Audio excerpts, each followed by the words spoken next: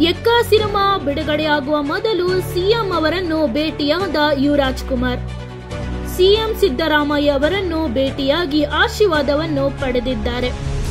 ಎಕ್ಕ ಸಿನಿಮಾದ hero CM ಜೊತೆ ನಗುಮುಖದಲ್ಲಿ ಮಾತುಕತೆ ನಡೆಸಿದ್ದರು.